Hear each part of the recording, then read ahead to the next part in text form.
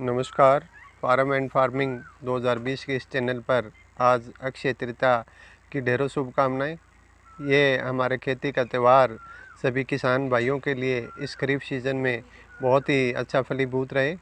किसान साथियों, कोरोना की महामारी अपनी चरम अवस्था पर है, इसलिए सभी किसान भाई बहुत ही वैज्ञानिक अनुसंधानों से जो हमें सूचनाएं मिल रही है उनको आपस में आदान प्रदान करें और अपने आप को इस महामारी से बचाएं। आज मैं बीटी कपास की उन्नत खेती के तरीकों का एक वीडियो लेकर आया हूं, जो हमारे पास एक साहित्य में मिला है। उस सारा वर्णन मैं आज आपके सामने कर रहा हूँ। 2002 में भारत में व्यावसायिक खेती हेतु बीटी फसल को नरमे के फसल के रूप में अनुमति मिली थी। उसके बाद लगातार इसका क्षेत्रफल बढ़ रहा है। अब मैं विशेषतः हरियाणा के उन क्षेत्रों की बात करता हूं जहां भिवानी ज़िले का रेतीला क्षेत्र, महेंद्रगढ़, जहां पर लोग टपका सिंचाई की विधि से नरमे की खेती ले रहे हैं। ऐसी स्थिति में मेरे पास जो साहित्य से सूचनाएं मिली है मैं आपके साथ साझा कर रहा हूं। किसान साथियों, सबसे पहली बात यह है कि अभी बीटी कपास की बिजाई अपने अंतिम समय में है। हमारे विशेषतः हरियाणा, पंजाब और राजस्थान क्षेत्र के लिए लगभग 31 मई इसका अंतिम दिन होता है, लेकिन सामान्यतः देखा गया है कि 15 से 20 मई के बाद की नरमे की किस्म की बिजाई अच्छा उत्पादन नहीं देती है। इसलिए जितना संभव हो पाए किसान साथियों को अपनी समय रहते हुए नरमे की बिजाई पूर्ण कर लेनी चाहिए। नरमे की बिजाई करते समय हमें क्या क्या सावधानियां बरतनी है, ये हमारे पास कुछ अपना पारंपरिक अनुभव है जो हमें परंपरागत रूप से मिला है। इसके अतिरिक्त मेरे पास ये एक खरीफ प्रबंधक व्यवस्था की एक मैगजीन है। इसके अंदर दी गई सूचनाओं को मैं आपके साथ साझा कर रहा हूँ। सबसे पहली बात कि बीटी की खेती करने की आवश्यकता क्यों पड़ी, क्योंकि लगातार नरमे पर विभिन्न प्रकार की सुंडियों का अटैक हो रहा था, जिससे हमारे कीटनाशक का खर्चा किसान साथियों के लगातार बढ़ रहा था। इसलिए हमें बीटी कपास की खेती आरंभ करनी पड़ी। मृदा का चयन करते समय पानी भराव वाली ज़मीन को छोड़कर, जिस ज़मीन में पानी भर रहा है उनको छोड़कर, सभी प्रकार की रेतीली क्षारीय भूमि को छोड़कर अन्य प्रकार की मिट्टी में ये आसानी से खेती ली जा सकती है। उत्तर भारत में रेतीली और रेतीली दोमट मिट्टी इसके लिए अच्छी रहती है। खेती की तैयारी करते समय हमें अपने खेत को 2-3 बार बढ़िया तरीके से इसका हल जोतना चाहिए। इसके अलावा हमें अपने खेत में कार्बनिक खादों का इस्तेमाल करने से मृदा उर्वरकता, टिकाऊपन, पोषक तत्वों की उपलब्धता और संतुलित उर्वरकों का सही उपयोग फसल उत्पादन की वृद्धि में सहायक होता है। हमें स्थूल कार्बनिक पोषक तत्वों में गोबर की खाद 5 से 10 टन प्रति हेक्टेयर मिट्टी में अच्छी तरीके से मिला लेनी चाहिए। हरी खाद में हमें ढेंचा, सनहेप, मूंग और कार्बनिक खादों का हरी खाद के रूप में प्रयोग करना चाहिए। वर्मी कंपोस्ट अथवा केचुआ खाद जिसको हम कहते हैं 1 से 1.5 टन प्रति हेक्टेयर डालनी चाहिए, और यह 30-40 दिनों में कार्बनिक वेस्ट को कर्मी कंपोस्ट में बदल देती है। बीटी कपास के बीजों का चयन करते समय हमें पंजीकृत और विश्व स्तरीय स्रोतों से ही खरीदा जाना चाहिए। वर्तमान में भारत में लगभग 100 के आसपास विभिन्न बीटी की किस्मों का प्रचलन है, जो अलग अलग क्षेत्रों में अलग अलग प्रकार की किस्में अपना उत्पादन देती है।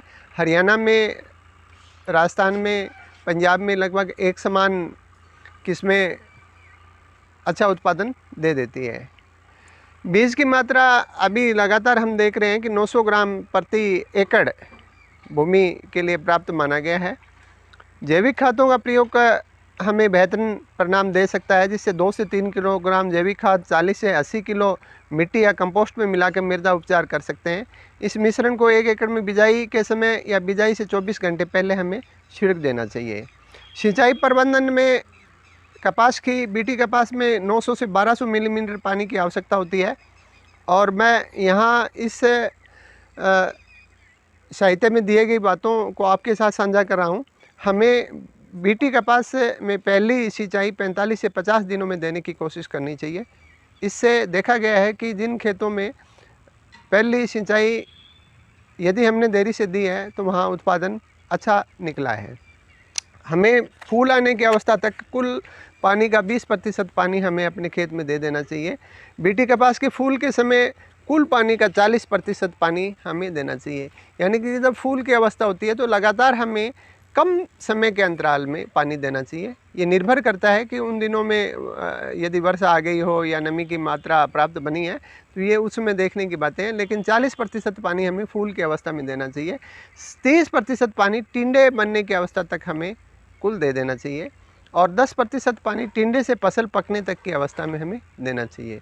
जब टिंडे से फसल पकने की अवस्था होती है तो 10% ही पानी देना चाहिए। ज़्यादा पानी जो है वो उस फसल को अगली फसल के लिए हमें लेट कर देता है। सिंचाई का अति नाजुक समय पूर्व सिंचाई रोनीमत बारी और नहरी पानी से करें। कोशिश ये करें कि नहरी पानी का प्रयोग करें ताकि कि इसकी जड़ों में यदि ट्यूबवेल्स का पानी हम देते हैं तो जड़ों में सोडियम इकट्ठा होने की संभावना होती है जो पोषक तत्वों की पूर्ति में बाधा आता है। पहली सिंचाई की देरी से फसल अच्छी पैदावार की संभावना रहती है। बीटी बीज का अंकुरण से बीजांकुरण अवस्था पानी के लिए अति संवेदनशील होती है। मेंढों और सेयाम पर पौधा लगाना अधिक पानी के नुकसान में कमी करता है। बीटी कपास में फूल और टिंडे बनने की अवस्था में पानी की मांग जरूरी होती है।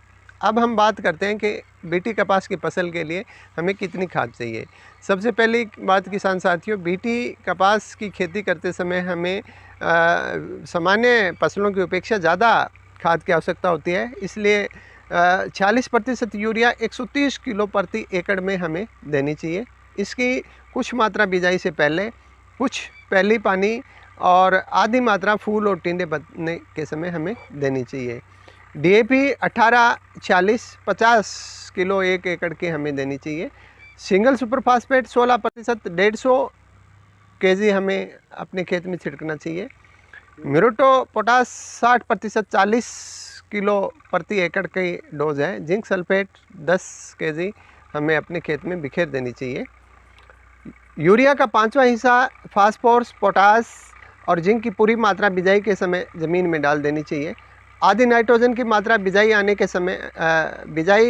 के समय और आधी मात्रा फूल और टिंडे बनने के समय देनी चाहिए। कम उपजाऊ ज़मीन में 1/3 नाइट्रोजन की मात्रा बिजाई के समय और 1/3 मात्रा बिजाई अवस्था और 1/3 फूल और टिंडे बनने के समय दें। इसके अतिरिक्त कम से मध्यम पोटास वाली ज़मीन में 25 किलोग्राम पोटास प्रति एकड़ की बिजाई के समय हमें अवश्य देनी चाहिए। खरपतवार के नियंत्रण में हमें बिजाई से पूर्व गहरी जुताई खुदाई करके राइजोम को मृदा में मिलाने से खरपतवार काफ़ी हद तक नियंत्रण होता है। 2 या 3 बार हमें कस्सी और पावड़े से अच्छी गुड़ाई अपने खेत में करनी चाहिए। पहली गुड़ाई का कार्य प्रथम सिंचाई से पहले और हाथ से गुड़ाई के लिए व्हील फावड़े का उपयोग किया जा सकता है। ट्रैक्टर चालित कल्टीवेटर और बैल चालित कल्टीवेटर से तिरफाली का इस्तेमाल करें, परंतु फल बनने की अवस्था में इससे हमें परहेज़ करना चाहिए क्योंकि इससे टहनियाँ टूटने लग जाती है। रासायनिक नियंत्रणों में हमें समय समय पर हमारे खेत में किस प्रकार के इंसेक्टों का अटैक है, अपने स्थानीय कृषि विकास अधिकारी अथवा किसी अन्य स्रोतों के माध्यम से पूछकर हमें अपने खेत के अंदर रासायनिक छिड़काव करना चाहिए, क्योंकि पीछे देखा है कि हमने ज़्यादा रासायनिक छिड़काव से हमारी फसलों पर प्रतिकूल प्रभाव पड़ा है। बीटी कपास के पौधों के संरक्षण में हमें जो मुख्यतः समस्या आती है उसमें हरा तेला, सफ़ेद मक्खी, चूड़ा जिसको हम थ्रिप्स कहते हैं, मिलीबग, सफ़ेद चूड़ा इत्यादि का अटैक होता है। रस चूषक कीटों का प्रबंध करने के लिए सीजन के खेत में खरपतवारों को उखाड़ना और नष्ट करना बहुत ज़रूरी है ताकि मिलीबग और सफ़ेद मक्खी के प्रकोप को कम किया जा सकते। किसान साथियों, मुझे उम्मीद है कि इन सभी तकनीकों का प्रयोग करके हम अपने खरीफ की इस महत्वपूर्ण सफ़ेद सोने की फसल को हम ज़्यादा से ज़्यादा लेंगे।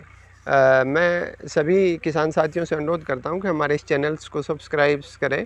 हमारा ये वीडियो आपको यदि अच्छा लगा है तो अपने दोस्तों के साथ, मित्रों के साथ, किसी कृषि समूह के ग्रुप में इसको अवश्य शेयर करें।